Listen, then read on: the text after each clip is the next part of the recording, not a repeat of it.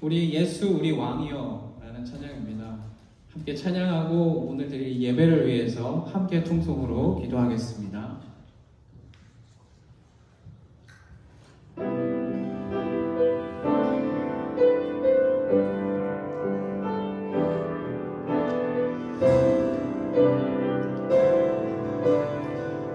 예수 우리 왕이여, 예수 우리 왕이여, 이곳에 오소서. 보좌로 주여 임하사 찬양을 받아 주소서. 주님을 찬양하오니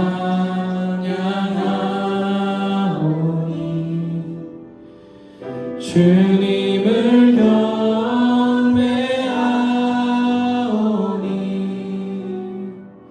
왕이신 예수여 오셔서 좌정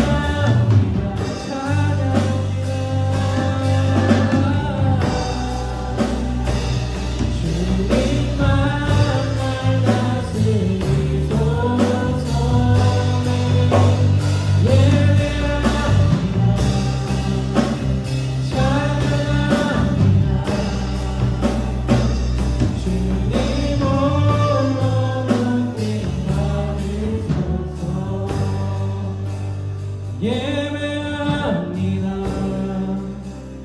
찬양합니다. 주님만 날 다스리소서. 예배합니다. 찬양합니다. 주님으로 높이 하리소서. 아멘. 오늘 이 시간 우리를 위해 권영주 권사님 나오셔서 기도해 주시겠습니다. 기도하시겠습니다. 사랑과 은혜가 풍성하신 하나님 아버지, 저희를 하나님의 친백성 삼아주시고 하나님의 자녀로 살게 하심을 감사합니다. 세상의 바쁜 가운데 살다가 이렇게 주일의 쉼과 안식을 누리게 하시며 예배의 자리에 모여 하나님께 예배드리게 하심도 감사합니다. 주시는 내 안에서 믿음으로 살려고 하지만 세상이 두려워질 때가 있고 유혹의 마음을 빼앗길 때가 있고 죄악에 빠져 길을 잃고 시련 가운데 낙심할 때도 있습니다. 하나님 아버지, 나약한 저의 상한 심령을 붙들어 주셔서 다시금 하나님의 위로 가운데 회복하게 하여 주시고 하나님의 은혜로 더욱 새로워지는 저희가 되게 하여 주시옵소서. 교회를 위하여 기도합니다. 저희 좋은 교회가 세상을 향하여 빛과 소금의 사명을 잘 감당하게 하여 주시옵소서. 힘써 복음을 전하며 예수 생명으로 많은 사람을 돌아오게 하는 방주와 같은 교회가 되게 하여 주시옵소서. 서로 사랑하고 용납하고 섬기기를 힘쓰는 좋은 교회 되게 하여 주시옵소서. 건강의 문제, 재정의 문제, 인간 관계의 문제로 어려움을 겪을 때 하나님의 지혜를 주시고 잘 감당하게 하시고 승리하는 성도들이 되게 하여 주시옵소서. 말씀을 전하실 목사님을 위하여 기도합니다. 저희를 살리는 생명의 말씀을 전할 수 있도록 그 마음과 생각을 지켜주시고 성령의 충만한 가운데 붙들어 주시고 주신 사명을 잘 감당할 수 있도록 건강과 지혜와 성령의 충만함을 허락하여 주시옵소서. 이제 말씀을 들을 때에 하나님의 음성으로 듣게 하시고 순종할 마음으로 듣게 하셔서 말씀대로 역사하시는 하나님의 능력을 보게 하여 주시옵소서. 예수님의 이름으로 기도드립니다. 아멘. 너희는 이렇게 기도하라. 하늘에 계신 우리 아버지여, 이름이 거룩히 여김을 받으시오며 나라가 임하시오며 뜻이 하늘에서 이루어진 것 같이 땅에서도 이루어지이다. 오늘 우리에게 일용할 양식을 주시옵고 우리가 우리에게 죄진 자를 사하여 준 것 같이 우리의 죄를 사하여 주시옵고 우리를 시험에 들게 하지 마시옵고 다만 악에서 구하시옵소서. 그게 나라와 권세와 영광이 아버지께 영원히 있사옵나이다. 아멘. 오늘 함께 나눌 말씀을 보도록 하겠습니다. 오늘 함께 나눌 말씀은 마태복음 3장입니다. 마태복음 3장 1절에서 4절까지의 말씀을 저와 한 절씩 번갈아 가시면서 교독하도록 하겠습니다. 마태복음 3장 1절에서 4절의 말씀을 함께 봉독하도록 하겠습니다. 그때에 세례 요한이 이르러 유대 광야에서 전파하여 말하되 그는 선지자 이사야를 통하여 말씀하신 자라 일렀으되 광야에 외치는 자의 소리가 있어 이르되 너희는 주의 길을 준비하라. 그가 오실 길을 곧게 하라 하였느니라. 허리에 가죽띠를 띠고 음식은 메뚜기와 석청이었더라. 아멘. 말씀의 제목도 함께 읽어보겠습니다. 시작. 주의 길을 준비하라. 아멘. 주의 길을 준비하라. 올해부터 이제 마태복음 신약 1장부터 시작해서 강해 설교를 하고 있습니다. 지난주, 지지난주 마태복음 1장과 2장은 예수님의 족보 그리고 예수님의 탄생하신 동방박사 이야기를 지난주에 들려드렸고요. 그리고 오늘은 3장부터는요 예수님의 이제 사역을 실제적인 예수님의 공생의 사역을 시작하게 되는데 소개하게 되는데 그 사역을 소개하기 앞서 예수님을 먼저 준비하고 또 예수님을 먼저 소개했던 분이 있습니다. 바로 세례 요한입니다. 세례 요한을 마태복음 3장에서는 먼저 소개하는 겁니다. 그리고 이제 먼저 볼 말씀은요. 예수님께서 이 세례 요한을 어떻게 평가하셨는지입니다. 예수님이 말씀에 마태복음 11장 11장에 세례 요한을 평가하신 말씀이 있습니다. 함께 좀 읽어보겠습니다. 시작. 내가 진실로 너희에게 말하노니 여자가 낳은 자 중에 세례 요한보다 큰 이가 일어남이 없도다. 아멘. 예수님께서 세례 요한을 이렇게 평가하십니다. 이 땅에서요, 인간 사람들 세상 중에서 여자가 낳은 자 중에 세례 요한보다 큰 사람이 없다. 얼마나 귀하고 얼마나 감격스럽고 위대한 칭찬이겠습니까?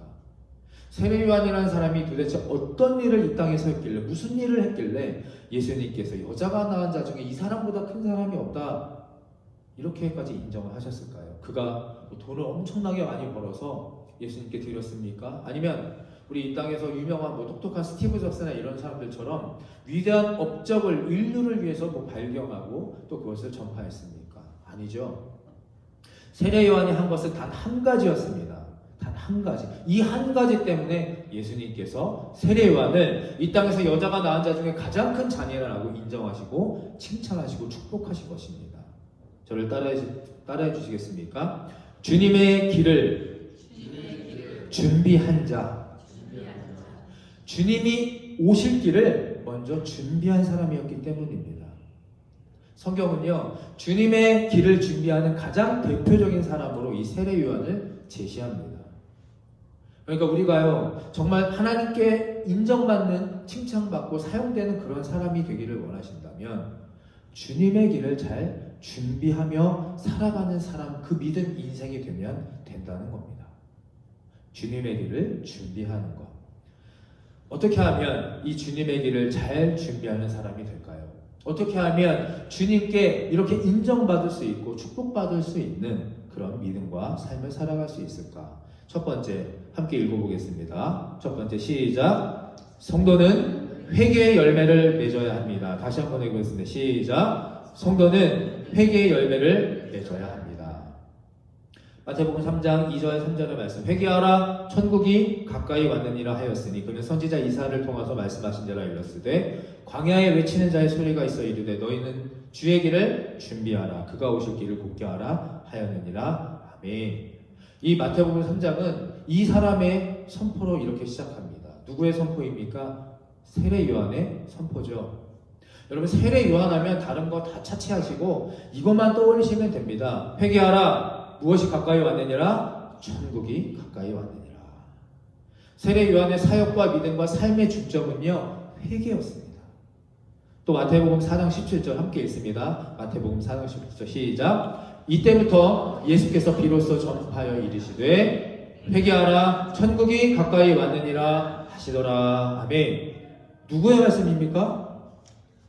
예수님의 말씀입니다. 세례 요한과 예수님의 말씀이 다른가요? 틀린가요? 똑같습니다. 예수님이 이 말씀을 언제 하셨느냐? 예수님께서요, 광야에서 사탄에게 3가지 유혹을 시험을 이기신 후에, 그리고 나서 이제 공생애를 시작하실 때 예수님께서 시작하신 말씀입니다. 예수님께서 이 땅에서요, 예수님의 사역을 맨 처음 시작하실 때 선포하신 말씀. 회개하라 무엇이 가까이 왔느니라 천국이 가까이 왔느니라 하시더라. 복음의 진수는요, 본질은요, 구원의 시작은 천국의 소망의 첫 발걸음과 시작은 그러므로 무엇이 되어야 하는 겁니까? 회개가 되어야 하는 겁니다. 세례 요한도요, 회개하라 천국이 가까이 왔느니라. 예수 그리스도도 회개하라 천국이 가까이 왔느니라. 이렇게 우리에게 알려주셨고 실제로 그렇게 사역과 삶을, 인생을 살아내셨던 겁니다. 근데 제가 이거를 가지고 성경 공부할 때 나눴더니 어떤 집사님이 저한테 정말 심각하게 진지하게 물어보셨습니다. 목사님 죄송한데 저는 회개할 게 없어요.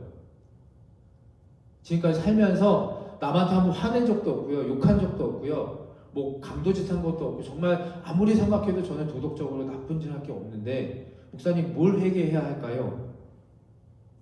저는 그때 처음 그 이야기 들었을 때 당황했었습니다. 말씀을 하나 볼까요? 창세기 1장 9절에요. 노아는 의인이요 담대해 완전한 자라. 그는 하나님과 동행하였으며. 노아는 하나님과 동행했다고 기록하고 있습니다.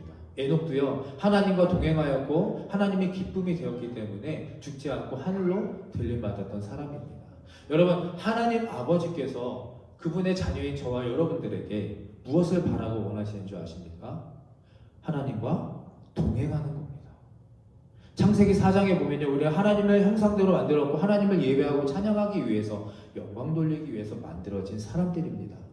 그러므로 제가 이전에 한번 말씀드렸듯이 구원이 무엇입니까, 여러분? 구원. 누군가 여러분들에게 교회 다니십니까? 집사, 권사, 목사 아닙니까? 그렇다면 도대체 구원이 무엇입니까? 라고 물었을 때 혹시 기억나십니까? 뭐라고 여러분 대답해야 하는지? 구원은 하나님과 멀어진 내가, 하나님과 멀어졌던 그 간격이 벌어졌던 내가 하나님과 점점 더 다시 가까워지는 것이 바로 구원입니다. 이렇게 대답할 수 있어야 하는 겁니다. 예수님과 세례 요한이 주장했던 회개란 무엇이냐? 말씀을 더 읽어라, 더 열심히 기도해라, 충성하고 헌금하고 봉사하고 전도해라. 그것보다도요, 가장 먼저 우리가 회개해야 할 것은 하나님과 내가 얼마나 동행을 하고 있느냐 하는 것입니다. 하나님과 내가 지금까지 살면서 교회 다니면서 얼마나 멀어졌고 잘못된 방향으로 나아갔고, 이것을 다시 깨닫고 십자가 앞에, 말씀 앞에, 선한 양심 앞에 되돌아보면서 하나님과 더욱더 가까워져 가는 것이 바로 구원이라는 것입니다. 이것이 바로 회개하라, 천국이 가까이 왔느니라. 할렐루야.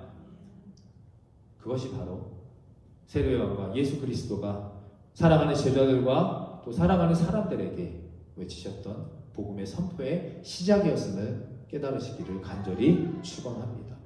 자, 그렇다면 회개는 정말 여러 가지 종류의 회개가 있을 텐데 어떤 회개를 해야 할까? 어떤 회개를 우리가 주님께 드려야 할까요? 고린도후서 7장 10절의 말씀을 세 번역본으로 함께 읽어보겠습니다. 고린도후서 7장 10절 함께 읽습니다. 시작. 하나님의 뜻에 맞게 구원에 이르게 함으로 후회할 것이 없습니다. 그러나 세상 일로 마음 아파하는 것은 죽음에 이르게 합니다. 아멘. 회개는 주체가 있어야 하고요, 회개는 중심이 있어야 합니다.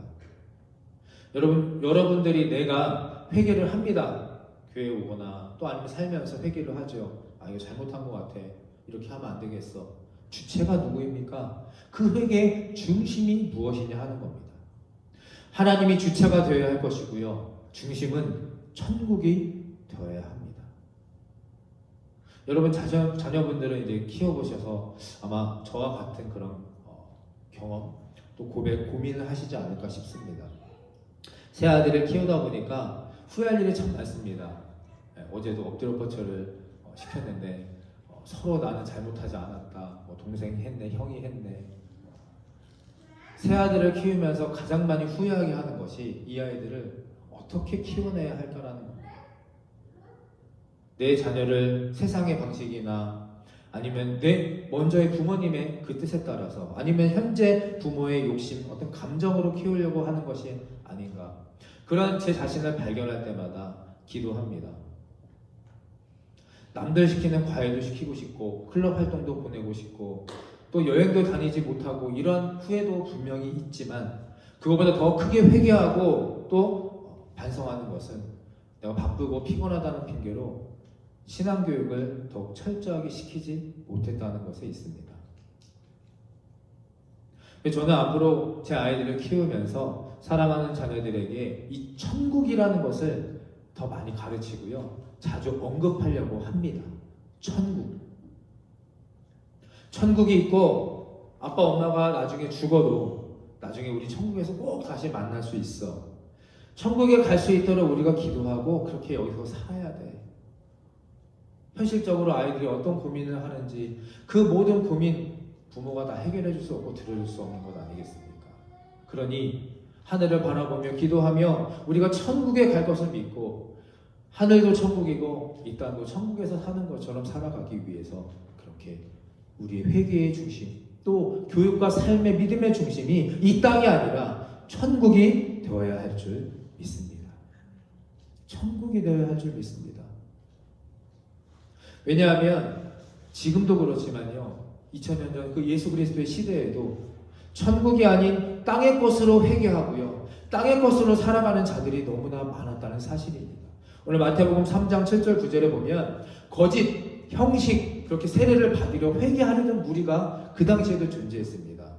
마태복음 3장 7절 9절 제가 읽어드립니다. 요한이 많은 바리새인 또 사두개인들이 세례 베푸는 대로 찾아오는 것을 보고 이르되, 이렇게 말하죠. 독사의 자식들아, 누가 너희를 가르쳐 임박한 진노를 피하라 하더냐. 그러므로 회개에 합당한 열매를 맺고 속으로 아브라함이 우리 조상이라고 생각하지 말라. 내가 너희에게 이르노니 하나님이 등이 이 돌들로도 아브라함의 자손이 되게 하시리라. 아멘.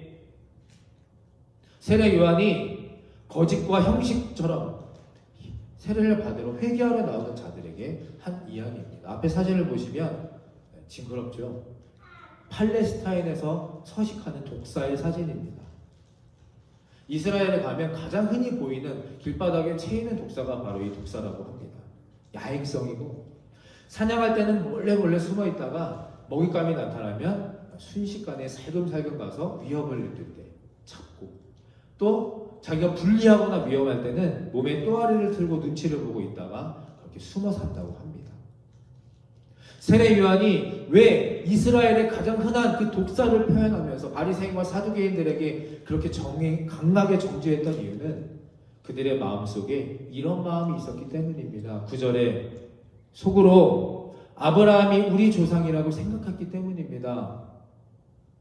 무슨 말입니까? 요즘 표현으로 말하면요, 사두개인 바리새인들은 나는 모태신앙이야, 누구보다 어렸을 때부터 성경을 배웠고 교회 안에서 자라났고 그렇게 살았기 때문에 나는 내 마음속에는 진정으로 회개하는 마음이 없는 겁니다.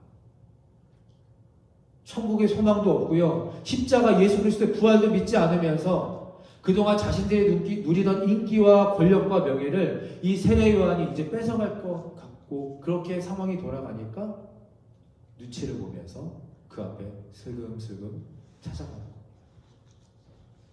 율법을 잘 지켰습니다. 이들은 성경에 해박했습니다. 찬양도 잘했고, 그러나 진정한 복음을 거절했고 예수님의 존재를 부정했던 자들이라는 겁니다. 거짓 회개하는 것에 대한 세례 요한의 분노 표현, 독사의 자식들아 였습니다. 여러분, 반복하겠습니다. 회개의 주체는 하나님이셔야 합니다. 그리고 회개의 중심과 방향성은 천국이 돼야 합니다. 하나님의 뜻과 은혜를 구하며 진정 마음으로 회개하시는 저와 여러분이 되시기를 간절히 소망합니다. 우리의 삶과 믿음에 대한 회개는 열매가 있는 회개여야 합니다. 후회하지 않는 회개여야 합니다. 하나님의 마음으로 아파하고요, 하나님의 시선으로 바라보면서 그렇게 결단하며 비록 우리가 또다시 죄에 넘어지고 연약해질지라도 계속해서 천국을 바라보며 다시 한 발 일어나 그 올바른 걸음으로 나아갈 수 있는 그 회개, 그것이 바로 회개하라, 무엇이 가까이 왔느니라, 천국이 가까이 왔느니라. 아멘. 오늘 이 시간 그 천국의 소망을 다시 한번 확인하시고 오늘 우리가 드려지는 예배 또 결단, 이 회개의 기도에 올바른 방향성이 세워지시기를 간절히 축원합니다. 아멘. 자, 두 번째입니다. 두 번째 함께 있습니다. 시작. 성도는 터롯과 메뚜기와 석청으로 살아야 합니다. 다시 해볼까요? 시작. 마태복음 3장 11절. 내 뒤에 오시는 이는 나보다 능력이 많으시니 나는 그의 신을 들기도 감당하지 못하겠노라. 세례 요한의 예수님을 향한 선포이자 예언이자 고백입니다. 또 있습니다. 요한복음 3장 30절 함께 있습니다. 시작. 그는 흥하여야 하겠고 나는 쇠하여야 하니라. 아멘. 마찬가지로 세례 요한이 예수님을 향한 고백입니다.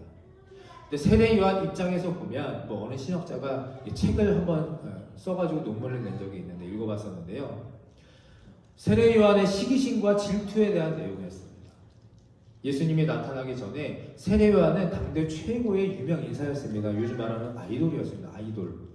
인기남이었고요. 세례 요한이 가는 곳마다 수많은 사람들이 따라다녔고 그를 존경했고 사랑한다고 표현했었을 겁니다. 그런데 그 유명했던 사람이, 인기 많았던 세례 요한이 메시아 구세주로 오실, 나 다음에 오실 예수님을 이렇게 고백한 겁니다. 근데 마음만 먹었고 입으로만 고백한 것이 아니라 실제로 이렇게 행했죠. 나는 망하고 예수님은 흥하여야 하리라. 그런 행실로, 말들로 모든 사람의 마음을 오직 예수 그리스도께 향하게 했던 것이 세례 요한이었습니다. 이것이 그의 사역과 삶의 핵심이었다는 겁니다.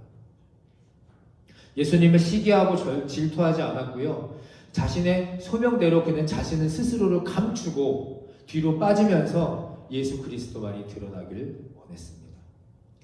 오늘 세례 요한의 이 태도를 통해서 저와 여러분 모두가 내 자신이 아닌 십자가를 드러내고 나타내고 그분의 영광을 위해 살아가게 되시기를 간절히 바라고 축원합니다.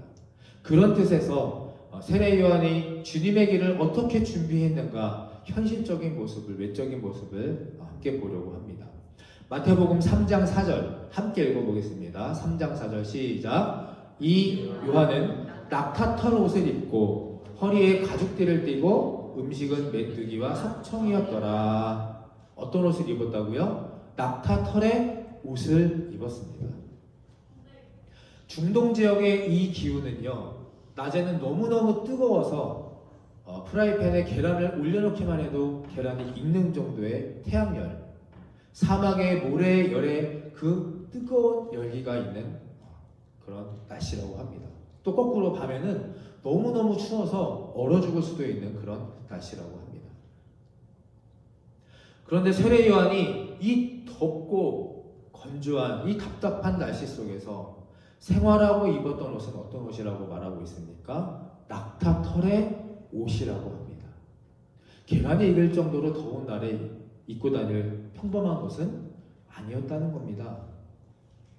오히려 요한 정도의 신분이라면요, 그 정도의 위치와 인기 유명인이었다면 아마 그 당시 서기관들이나 바리새인들이 입고 다니던 왕궁에 있는 사람들처럼 부드럽고 좀 아름답고 화려한 휘황찬란한 옷을 입지 않았었을까. 그러나 그는 그냥 질기고 튼튼해서 오래 입을 수 있는 시골 사람들의 그런 옷을 입고 살았다는 사실입니다. 약대 털옷이라고도 말합니다.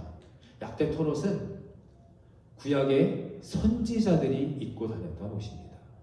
비싸지도 않았고요, 화려하지도 않았고 그저 튼튼하고 질긴 옷 한 벌로 사계절을 다 날 수 있는 그런 옷을 입고 다녔다는 사실입니다.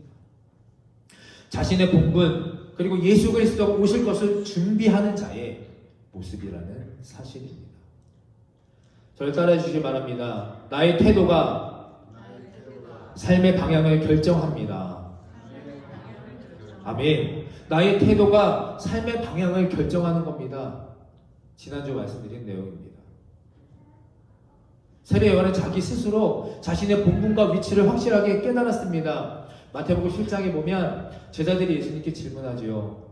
마지막 때가 오기 전에 엘리야가 먼저 다시 나타나야 한다는 구약의 말씀이 있는 것처럼 엘리야가 먼저 나타나야 되는데 엘리야는 왜 도대체 오지 않습니까? 예수님, 누가 도대체 엘리야입니까? 계속해서 따져 묻습니다. 예수님의 가르침 마태복음 17장 11절 13절 함께 읽어보겠습니다. 시작. 예수께서 대답하여 이르시되 엘리야가 과연 먼저 와서 모든 일을 회복하리라. 엘리야가 이미 왔으되 사람들이 알지 못하고 임의로 대우하였도다. 인자도 이와 같이 그들에게 고난을 받으리라 하시니 그제서야 제자들이 예수께서 말씀하신 것이 세례 요한인 줄을 깨달으니라. 아멘.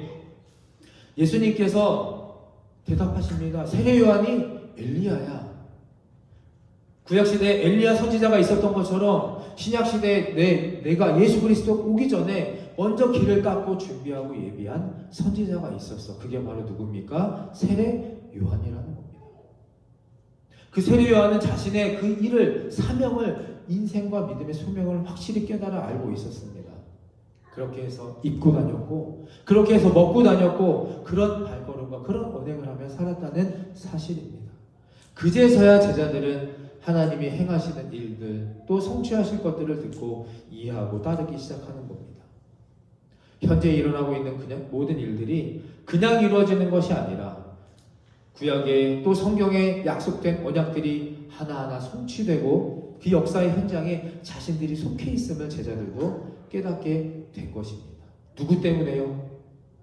어떤 사람 때문에요? 세례 요한 때문입니다.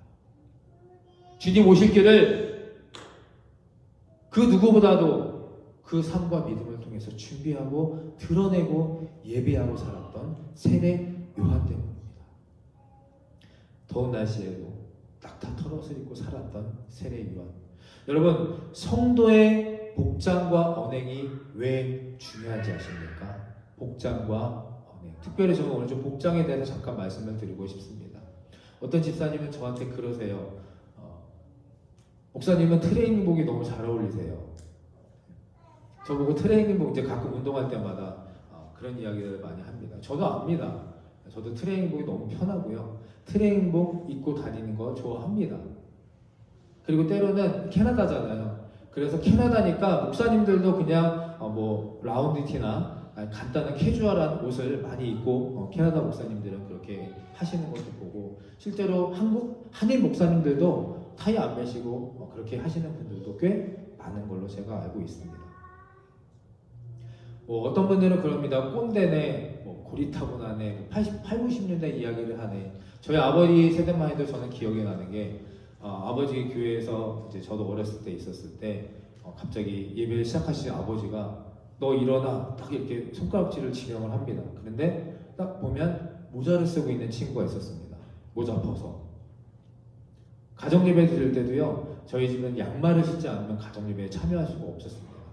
그럴 정도로. 왜 그렇게 저희 아버지가, 그리고 그 윗세대 목사님들 또 성도님들이 예복에, 의복에 이렇게 민감하셨을까? 그때는 이해하지 못했는데, 제가 목회자가 되고 신앙생활을 계속 하다 보니 그런 부분이 중요한 부분이다라는 것을 깨닫게 됩니다. 여러분, 제가 만약에 하나님께 예배를 드릴 때 이 앞에서 트레이닝복을 입고 죄송합니다. 슬리퍼 쪼리를 신고 말씀을 전한다. 찬양을 한다. 한번 상상해 보시기 바랍니다. 어떠실까요? 우리 은행에 갈 때도 일반적인 모습으로 대출을 받으러 갈 때도 회사에 면접 보러 갈 때도 뭐 결혼 전에 양가에 인사하러 갈 때도 최고로 깔끔하고 좋은 옷을 입고 이렇게 준비하고 성심성의껏 나가는 게 우리들의 모습 아니겠습니까? 물론 뭐 타이를 항상 메고 다녀라 뭐 이런 부분을 말씀드리는 건 아닙니다. 그러나 최소한 예배에 앞서 하나님 앞에 나오기 전에 나의 청결과 또 나의 마음과 나의 외적인 모습을 통해서 주님을 향한 존경심 또 그런 부분들을 사랑하는 마음들을 표현해야 되지 않을까라는 생각을 해봅니다. 이 예배 복장에 관한 성경 말씀들이 분명히 존재합니다. 출애굽기 28장 1절 3절에 보면요, 나를 섬기는 제사장 직분을 행하게 하되 내 형 아론을 위하여 거룩한 옷을 지어 영화롭고 아름답게 할지니 아론의 옷을 지어 그를 거룩하게 하여 내게 제사장 직분을 행하게 하라. 아멘. 출애굽기 28장에 보면요, 대제사장들은 그리고 주님 앞에 나아가는 자들은 관을 썼고 흉패를 두르고 그리고 에봇을 입고 하다못해 속옷도 반포 속옷이라고 해서 한 번도 입지 않은 깨끗한 흰색 속옷을 입고 주님 앞에 나아갔음을 봅니다. 저와 여러분 모두가 똑같습니다. 우리는 택하신 족속이요 거룩한 제사장입니다. 앞에 서서 말씀을 전한다고 저만 그런 것이 아니고 여러분들도 우리 한 사람 한 사람 누구나 다 택하신 족속이요 거룩한 제사장이라는 겁니다. 그러니 거룩한 옷을 입으시고 본분에 맞춰 그렇게 맞게 살아가야 할 것입니다. 신약 성경에도 성도가 입어야 할 옷에 대해 말씀하고 있습니다. 계시록 3장 4절 5절 함께 좀 읽어보겠습니다. 시작. 그러나 사대에 그 옷을 더럽히지 아니한 자 몇 명이 내게 있어 흰 옷을 입고 나와 함께 다니리니 그들은 합당한 자인 영고라. 이기는 자는 이와 같이 흰 옷을 입을 것이요 내가 그 일을 생명책에서 결코 지우지 아니하리라. 아멘. 사대 교회 무너져가고 혼란스러워하고 다들 하나님을 배반하는 그 교회에도 그 옷을 더럽히지 아니한 이들이 있었습니다. 어떤 색의 옷이었습니까? 흰 옷이었습니다. 깨끗하고 성결하고 거룩한 그 흰 옷, 그들을 하나님께서 뭐라고 인정해 주십니까? 그들은 합당한 자이며 그들은 이기는 자이며 생명책에서 결코 지워지지 아니한 자의 옷이 바로 흰 옷입니다. 예복 중요합니다. 의미와 가치가 있는 겁니다. 예복은요, 하나님을 향한, 예배를 향한 나의 태도와 나의 중심을 나타내는 또 다른 표현입니다. 그리고 그 예복을 갖춰 입은 자에게 오늘 말씀하고 계십니다. 하나님께서 함께 주십니다. 하나님이 인정해 주십니다. 그러므로 가장 겸손한 마음을 가지시고 거룩한 심정으로 귀하고 깔끔한 깨끗한 예복으로 주님 앞에 서게 되시기를 간절히 축원합니다. 세례 요한은 자신의 복장을 통해서도 예수 그리스도의 오심을 준비하고 나타내기를 바랬으며 자신의 정체성을 드러냈던 참 선지자 성도였음을 말씀을 통해서 다시 한번 깨달으시기를 바랍니다. 또 하나의 세례 요한의 외적인 표징이 있습니다. 마태복음 3장 4절 다시 한번 읽어보겠습니다. 이 요한은 낙타털옷을 입고 허리에 가죽띠를 띠고 음식은 메뚜기와 석청이었더라. 허리에 무슨 띠를 띠었습니까? 가죽띠입니다. 가죽띠. 이 가죽띠는요, 당시 기준으로 주인이 아닙니다. 종, 하인의 표현이 바로 가죽띠였습니다. 수많은 사람들이 이끌고 대중 앞에서 존경과 사랑을 받는 이가 스스로 나는 종입니다. 나는 종입니다. 누구의 종입니까? 예수 그리스도의 종입니다를 상징하고 그렇게 표현하면서 살았다는 겁니다. 요한의 예복의 상징이었습니다. 마지막으로 한 가지만 더 보고 마치려고 합니다. 마태복음 3장 4절 후반절에 보면요, 세례 요한의 음식에 대해 나옵니다. 음식은 메뚜기와 석청이었더라. 무엇이라고요? 메뚜기와 석청이었더라. 여러분, 메뚜기 드셔보신 분 계십니까? 메뚜기 혹시? 네. 저는 메뚜기를 어렸을 때 즐겨 먹었습니다. 네, 뭐 야만이어서 그랬던 건 아니고요. 제가 강원도 원주에 살 때 어렸을 때 그 교인분들이, 아버님 이제 교인분들이 메뚜기가 그렇게 몸에 좋다고 메뚜기하고 개구리를 잡아서 때때마다 가져오셨어요. 저는 이제 어렸을 때 아무것도 모르고 눈을 감으라고 몸에 좋은 거라고 이렇게 입에다 어머니가 막 넣어주셨는데 먹어보니까 되게 바삭바삭하고 되게 고소하더라고요. 그래서 정말 생각 없이 막 먹다 보니까 막 뭐 이에 느끼고 막 하여튼 나중에 보니까 그게 메뚜기였습니다. 근데 먹다 보니까 메뚜기가 괜찮더라고요. 개구리는 진짜 못 먹었습니다. 개구리는 정말 못 먹었었고 메뚜기는 많이 먹었었던 기억이 납니다. 몇십 마리를 먹어도 배가 차지 않았었던 어린 시절의 기억이 있는데 오늘 말씀해 보니까 세례 요한이 무엇을 먹고 살았느냐? 메뚜기와 석청입니다. 석청이 뭡니까? 야생 벌꿀이 모아놓은 꿀이 석청입니다. 꿀. 이걸로 여러분 어떻게 세례 요한이 살았을까요? 제가 어렸을 때 초등학교 때도 아마 몇십 마리, 백 마리를 먹어도 배가 안 찼던 메뚜기인데 세례 요한은 이것을 먹고 살았다고 기록하고 있는 겁니다. 혹시 영양실조라도 걸리지 않았었을까? 일반적인 사람들이 먹고 사는 3대형 탄수화물, 지방, 그리고 단백질 이걸 적절히 섭취해야 산다는데 어떻게 아무리 말씀이지만 구약시대지만 메뚜기와 꿀로 살아갈 수 있었을까? 어떤 대단한 사람이 영양학자가 이걸 또 조사해 놓은 사람이 있었습니다. 자료를 찾다 보니까 그 영양학자의 주장이 인간에게 3대 완전식품이 있는데 알류, 전류, 그리고 꿀이라고 합니다. 이 세 가지만 있어도요 인간은 살 수 있다고 합니다. 알, 젖, 꿀. 특별히 이 메뚜기가 동물성 단백질 그리고 석청이라는 것은 자연 최고의 식물의 항산화제가 함유된 피부와 기침과 모든 것에 좋은 영양분이 내포된 것이 석청이라고 합니다. 제 건강 강의를 하는 건 아니고 찾아보니까 그래서 세례 요한이 메뚜기와 석청만 먹고도 살 수 있었구나. 하나님께서 입혀주시고 먹여주시고 동행하여 주시고 보호하여 주셨으니까 이런 귀하고 복된 인생을 살 수 있었구나라는 것을 다시 한번 깨닫게 되는 겁니다. 매출하기 맞나? 광야에서 그것 때문에 살아가지 않았었습니까? 세례 요한의 예복 그리고 음식을 말씀을 다시 한번 묵상하면서 하나님을 향한 내 삶에서의 표현 또 의지를 다시 한번 되돌아보게 되는 겁니다. 그리고 회개하며 다시 한번 결단하는 겁니다. 의식주 그 어느 것 하나 빠짐없이 세례 요한은 그 주체는 예수님을 드러내는 것이었고 중심은 하나님이었고 회개는 이 땅의 만족이 아닌 천국을 향한 끝없는 도전이었음을 우리가 말씀을 통해서 다시 한번 배워가시기를 또 결단하시기를 간절히 축원합니다. 말씀을 정리하겠습니다. 주님의 길을 준비하며 사는 것이 바로 세례 요한의 삶이었습니다. 첫 번째, 회개하라 천국이 가까워 왔느니라.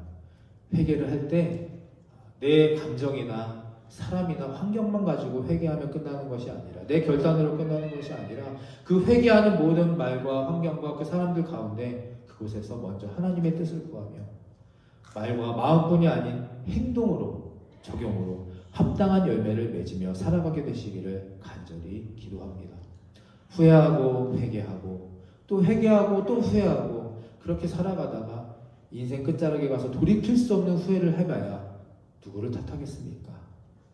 회개의 주체는 하나님, 회개의 중심은 천국입니다. 두 번째, 오늘 세례 요한의 털옷, 가죽띠, 메뚜기, 석청을 깊게 묵상하시고 나의 삶과 믿음에 한번 대입해 보시기를 바랍니다. 일상 속에서 우리가 성도의 털옷을 입고 사는 겁니다. 주님 앞에 나아올 때 더욱 깨끗하고 거룩하고 정성껏 기도하며 준비하며 나아오는 겁니다. 그런 자에게 반드시 하나님께서 가장 필요하고 또 가장 중요한 메뚜기와 석청으로 우리의 영육의 강건함을 채워주시고 또 만족해 하시고 허락하여 주실 것을 믿습니다. 할렐루야, 아멘. 영상 보시고요, 함께 찬양하고 기도하고 마치도록 하겠습니다.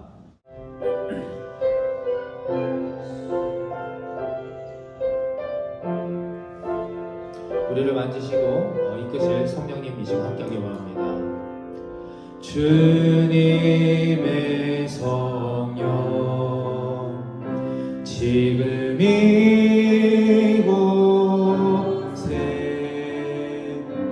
임하소서.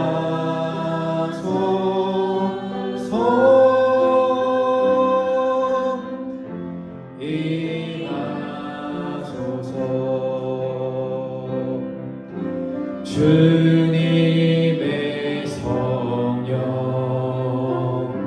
지금 이곳에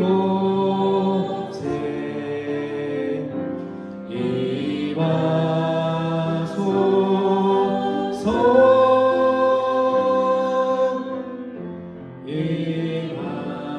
우리 다시 한번 찬양합니다. 주님의 성령, 주님의 성령 지금 이곳에 주님의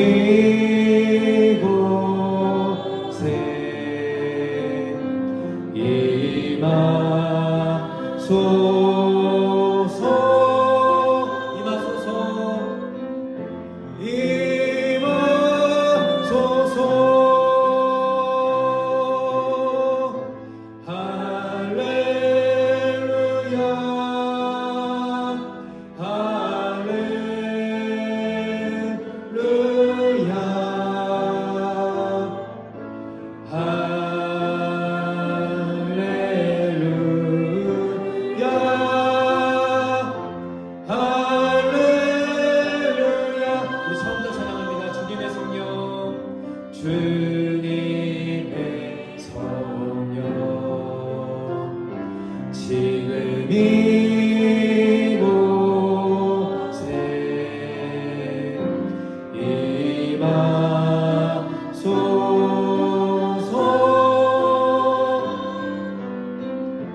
임하소서. 우리 간절한 마음으로 우리 눈을 감고 찬양합니다. 주님의 성령 지금 나에게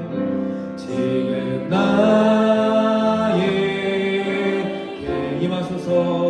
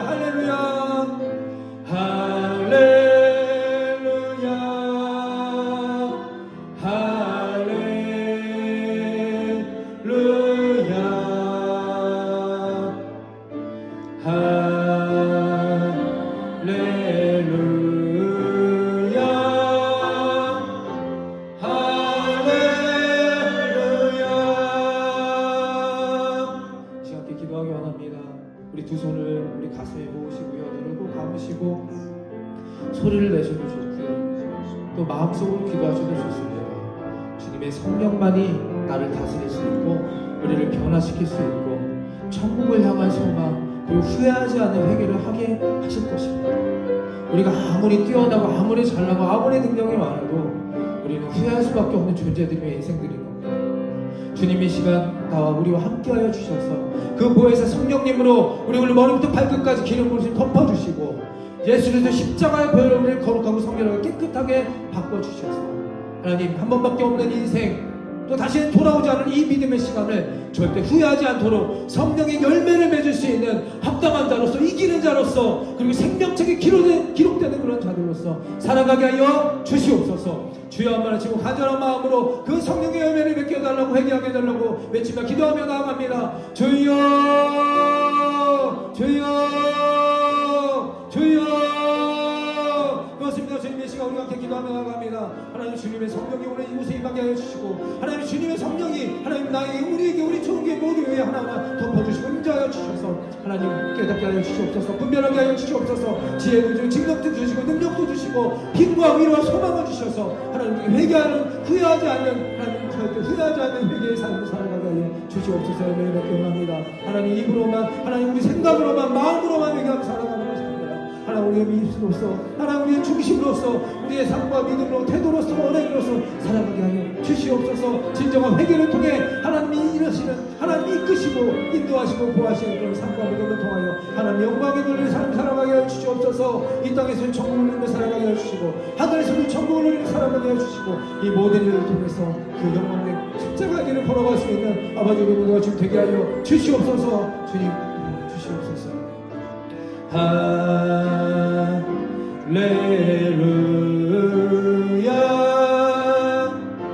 할렐루야. 우리 마지막으로 찬양합니다. 할렐루야 할렐루야 할렐루야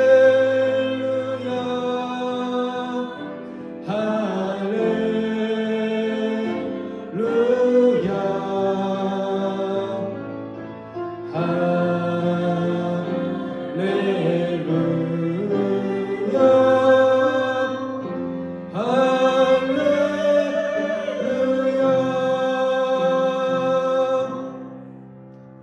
이제는 우리 죄를 대속하신 예수 그리스도의 십자가의 은혜와 하늘 아버지의 무한하신 사랑하심과 성령님의 감동, 감화 그리고 교통하심이 후회하지 않은 회개, 열매 맺는 회개를 통해서 주님 오심을 준비하는 자로 살아가기로 결단하는 인생 위에와 세례요한의 토론, 가죽띠, 메뚜기와 석청을 오늘 기억하며 나의 생활 속에서 천국을 준비하고 소망하는 자로 또 천국을 기준으로 회개하는 자로 살아가기로 결단하는 이들의 믿음 위에 지금부터 영원토록 함께하여 주시기를 간절히 축원하옵나이다. 아멘.